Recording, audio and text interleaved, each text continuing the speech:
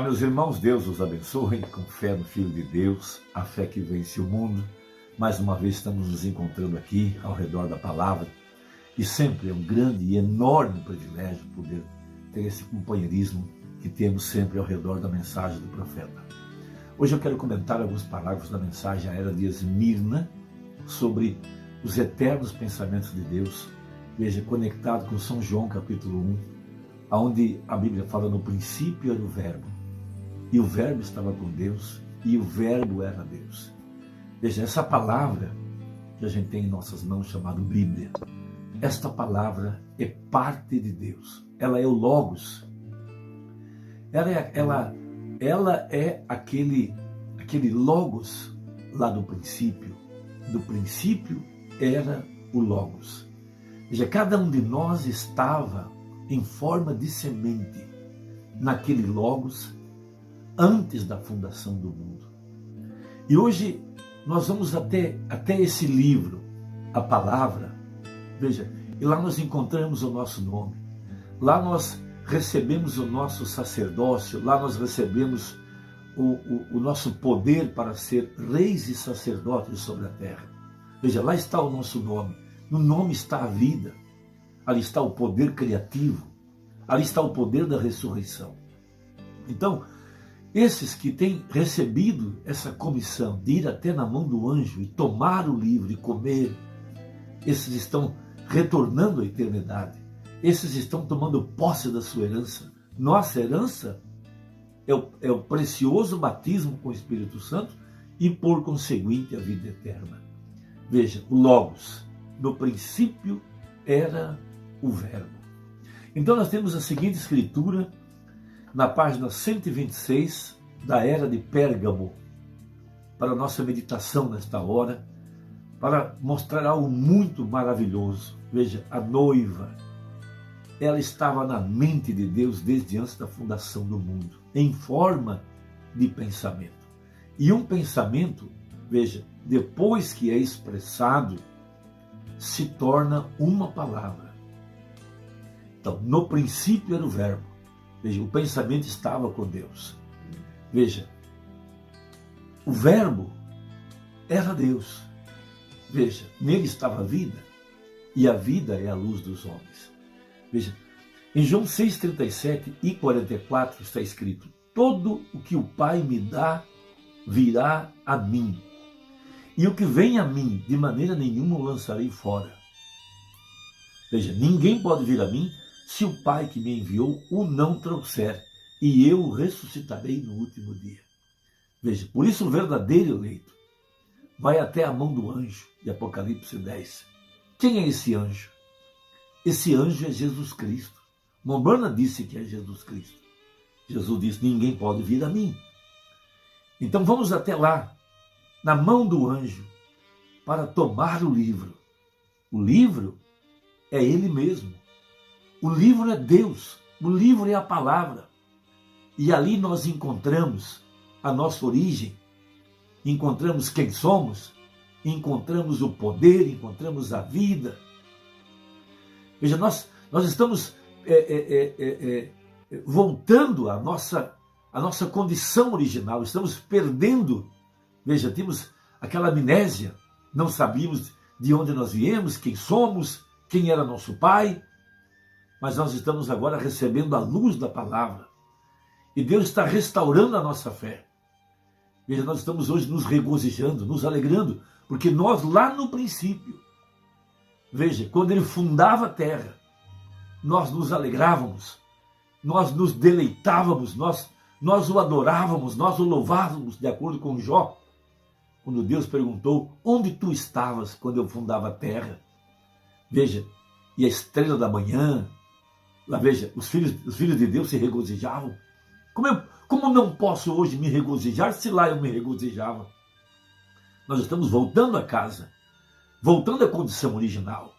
Por isso um verdadeiro crente tem recebido de volta o gozo, a alegria, recebido a palavra, recebido a revelação da palavra.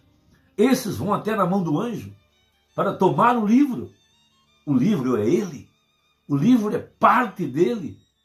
E nós temos vida eterna. ao crer na palavra e viver pela palavra. Veja, São João 1, do 12 ao 13. Mas a todos quantos o receberam, deu-lhes o poder de serem feitos filhos de Deus, aos que creem no seu nome, os quais não nasceram do sangue, nem da vontade da carne, nem da vontade do varão, mas de Deus. Veja, vamos reforçar com uma outra escritura, Efésios 1, verso 4 e 5. Como também nos elegeu nele, antes da fundação do mundo, para que fôssemos santos e irrepreensíveis diante dele em caridade, e nos predestinou para filhos de adoção por Jesus Cristo para si mesmo, segundo o beneplácito da sua vontade. Então, nós não estamos olhando para algo místico, supersticioso. Nós somos eleitos nele. Nós estávamos naquele Logos.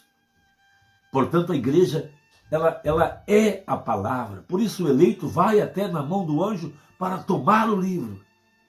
Veja, nós estamos retornando para casa, retornando à eternidade. Veja, ali está o nosso nome, ali está o nosso alimento espiritual, ali está o poder de Deus, ali está a virtude. Veja, como também nos elegeu nele antes da fundação do mundo, para que fôssemos santos e irrepreensíveis diante dele em caridade, e nos predestinou para filho de adoção por Jesus Cristo para si mesmo, segundo o beneplácito da sua vontade. Agora, sem nos envolvermos muito com o assunto da soberania de Deus, diz Mombrana, deixe-me salientar aqui que, de acordo com esses versículos, Jesus Cristo está escolhendo sua própria noiva, do mesmo modo que os homens escolhem suas noivas hoje. Veja, a noiva hoje não decide simplesmente que vai tomar um certo homem por esposo. Não, Senhor. É o noivo que decide e escolhe uma certa mulher para ser sua noiva. São João 15,16. Não me escolhesses vós a mim, mas eu vos escolhi a vós. Vejam, eu vos escolhi a vós. Ora, de acordo com a palavra de Deus, a noiva foi escolhida antes da fundação do mundo, e esta escolha da noiva foi proposta em si mesmo, Efésios 1:9 e em Romanos 9:11. Veja, descobrindo-nos o mistério da sua vontade. E Romanos diz, para que o propósito de Deus, segundo a eleição, ficasse firme. Veja, Deus está preso a esse propósito e ele não vai mudar de ideia. Você não pode lê-lo de nenhuma outra maneira. O propósito íntimo, o eterno propósito de Deus era tomar uma noiva de sua própria escolha. E este propósito estava em si mesmo e, sendo eterno, foi decretado antes da fundação do mundo. Veja, então, a verdadeira igreja, pré-ordenada, estava nele, naquele Logos, em forma de um pensamento ou em forma de uma semente. E lá, nós já nos regozijamos na eternidade. Nos regozijamos com a sua criação. Então ela hoje, ela está destinada a tomar a palavra e viver na palavra e se regozijar, se alegrar com a verdade da palavra. Veja, agora diz o Mombrana, observe atentamente agora e veja isso. Antes mesmo que houvesse uma partícula de poeira estelar, antes que Deus fosse Deus, pois Deus é objeto de adoração, e ninguém estava lá para adorá-lo, veja, mas potencialmente ele já era Deus. E ele fosse apenas conhecido como Espírito Eterno. Veja, a noiva já estava em sua mente. Veja, sim, ela estava. Ela existia em seus pensamentos. Veja, os pensamentos de Deus são eternos? Os eternos pensamentos de Deus. Deixe-me lhe perguntar, são eternos os pensamentos de Deus? Se você pode ver isso, você verá muitas coisas. Eu gosto muito dessa frase. Se você ver isso, você verá muitas coisas. Deus é imutável, tanto em essência como em comportamento. Ele não muda. Ele está preso ao seu propósito. Ele está preso aos seus planos. Ele está preso à sua palavra. Veja, já estudamos e provamos que Deus é infinito em suas habilidades, portanto ele como Deus deve ser onisciente. Se ele é onisciente, Então ele não está agora aprendendo, nem está tomando conselho até consigo mesmo, nem está em nenhum tempo acrescentando ao seu conhecimento. Se ele pode acrescentar ao seu conhecimento, então ele não é onisciente. Veja, o melhor que podemos dizer é que algum dia ele será. Mas isso não é escriturístico. Ele é onisciente. Veja, ele jamais teve um novo pensamento acerca de algo, porque todos os seus pensamentos, ele sempre os teve e sempre terá. E conhece o fim desde o princípio, porque ele é Deus. Por conseguinte, os pensamentos de Deus são eternos e eles são reais. Eles não são simplesmente como um homem com um projeto que traçou e que um dia será traduzido em substância e forma, mas eles já são reais e eternos e parte de Deus. Veja como isso funciona.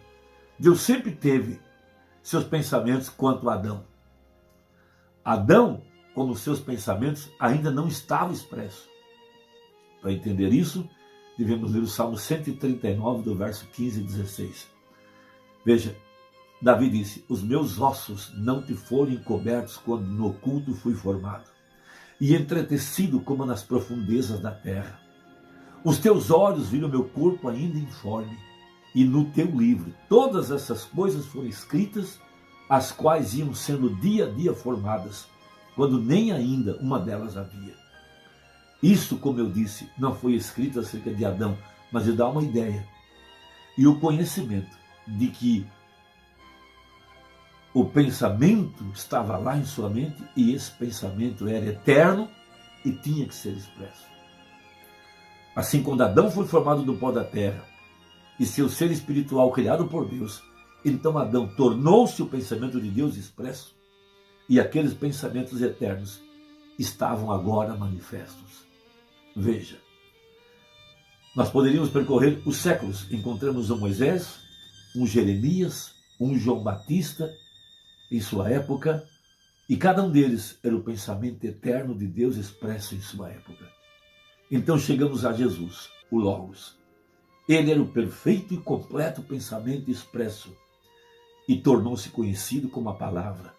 É isso que ele é e será para sempre. Ora, é dito que ele nos elegeu nele, antes da fundação do mundo. Isso significa que estávamos bem ali com ele na mente e nos pensamentos de Deus antes da fundação do mundo. E isso dá uma qualidade eterna aos eleitos. Você não pode escapar disso, disse o profeta. O que mais poderíamos fazer a não ser agradecê-lo, a não ser louvá-lo, a não ser adorá-lo, a não ser servi-lo de todo o coração, a não ser dar testemunho desse Deus maravilhoso, do seu grande amor, ser uma testemunha viva, lá na sua casa, no seu trabalho, ou na escola, ou aonde seja. Veja, nós recebemos essa verdade e dizemos amém. Nós confiamos nessa verdade. Nós só estamos aqui, crendo na Bíblia, porque desde a fundação do mundo, nós estávamos em seus pensamentos. E temos ido da mão do anjo, tomado o livro e comido o livro, porque ninguém pode vir a mim, disse Jesus, se não for chamado. E é um grande privilégio alimentar-se do livro. Ali está o nosso nome. Como é que eu sei? Quando você ouve a palavra e crê nela, isso mostra que seu nome está ali. Quando você vive da palavra, você se alimenta dela, e em gratidão você o adora, você se regozija, você está adorando-o em espírito e em verdade, porque ele tem limpado a tua alma, tem te dado paz, tem derramado um óleo de alegria em seu coração, tem aberto o teu entendimento, mantido tuas lâmpadas acesas, tem curado tuas enfermidades, tem lavado as tuas vestes com o sangue do Cordeiro. Meu irmão e minha irmã, Deus te abençoe, é sempre uma grande honra para mim. Até breve, se Deus nos permitir, em nome de Jesus. Amém.